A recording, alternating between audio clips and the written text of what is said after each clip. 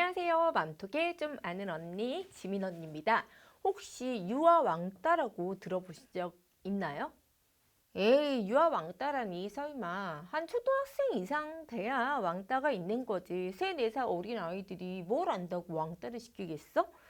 이렇게 생각하신다면 큰 오산입니다. 아주 어린 유아들 사이에서도 왕따가 존재한다고 합니다. 아이 3명이 모이면 그중 한 명은 놀이에 끼지 못하는 경우가 종종 생기죠. 그 이유는 인간은 집단을 형성해서 살아가기 위해서 우리라는 집단의 응집력을 높이기 위해 무의식적으로 희생양을 만들게 되기 때문이죠. 영유아기 때부터 나타나는 따돌림 현상은 집단을 형성하는 사람을 비롯하여 동물들의 본능이라고 합니다.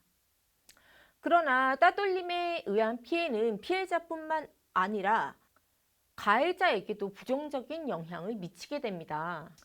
피해자의 경우 자존감이 떨어지게 되고요. 가해자의 경우에는 영유아기 때는 심각하지 않았다 하더라도 청소년기를 거쳐 성인이 되었을 때 점차 심해져서 성인 범죄자로 이어지는 경우도 있다고 하네요. 따라서 아이가 보내는 신호를 주의 깊게 잘 살펴보셔야 하고 아이에게 도움이 필요한 경우 적극적인 개입을 해야 할지 아니면 뒤에서 지켜봐주면서 지지를 해줘야 할지 부모의 올바른 판단이 필요합니다.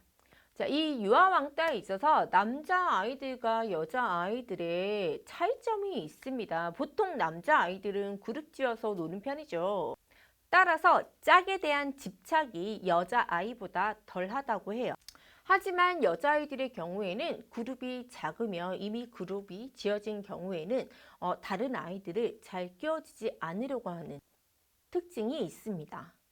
그래서 남자아이들의 경우에 원하는 친구와 놀지 못하는 경우 또 다른 다른 그룹에 가서 또 껴서 놀고 이런 식으로 생활하죠. 하지만 여자아이들의 경우에는요, 원하는 친구와 놀지 못하는 경우에 혼자 따로 노는 성향을 가지고 있습니다. 또한 여자아이들의 경우에는요, 짝을 이루어서 놀 때 다른 친구가 자신의 짝과 노는 것을 보게 되면 큰 배신감을 느낀다고 해요. 그래서 여자아이들이 남자아이들에 비해서 유아 왕따가 좀 더 많이 있다고 하는데요. 왕따를 당하는 아이들의 성향입니다. 지나치게 산만하며 친구들을 괴롭히는 아이, 말이 많은 아이, 험담을 많이 하는 아이, 존재감이 없는 아이, 집단 문화에 적응하지 못하는 아이, 신체적으로 불편한 아이, 튀는 아이. 자, 왕따를 당하는 아이들이 보내는 신호입니다. 유치원이나 학교에 가기 싫어하고요. 말수가 줄어들고 우울해합니다. 잠을 못 이루고 두통, 구토 증상을 호소합니다. 친구에게 다가가지 못하고 대신 선생님 주변만 맴돕니다. 공격성을 보이고요. 물건을 자주 잃어버립니다.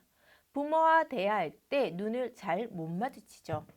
만약 우리 아이가 이런 증상을 보인다면 바로 유치원이나 어린이집 전화하셔서 선생님들에게 우리 아이가 다른 아이들과 어떻게 지내는지 한번 확인해 보실 필요가 있고요. 놀이터에서 아이들이 놀 때도 우리 아이가 다른 아이들과 잘 어울리는지 아니면 혼자 따로 노는지 지켜보실 필요가 있겠죠. 자, 만약 그렇게 해서 우리 아이가 왕따의 피해자다. 그럼 어떻게 해야 될까요?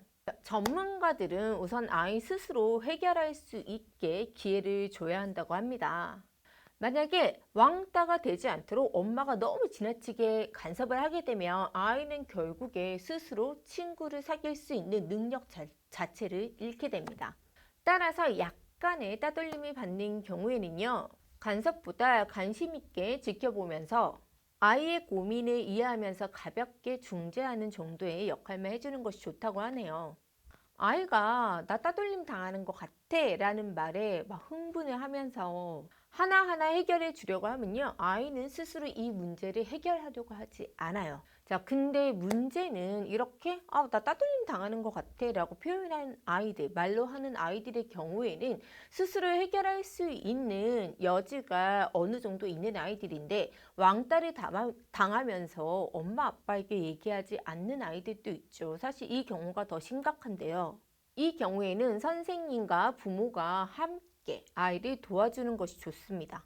자, 이때는 선생님과 상의해서 어린이집이나 유치원에서 이제 어떤 아이에 의해서 왕따를 당하는지 한번 상담을 해보시고요. 가해자의 부모와 피해자의 부모가 함께 어떻게 해결하면 좋을지 논의하시는 것이 좋습니다. 자, 우리 아이가 왕따 피해자일 수도 있지만 왕따 가해자일 수도 있죠.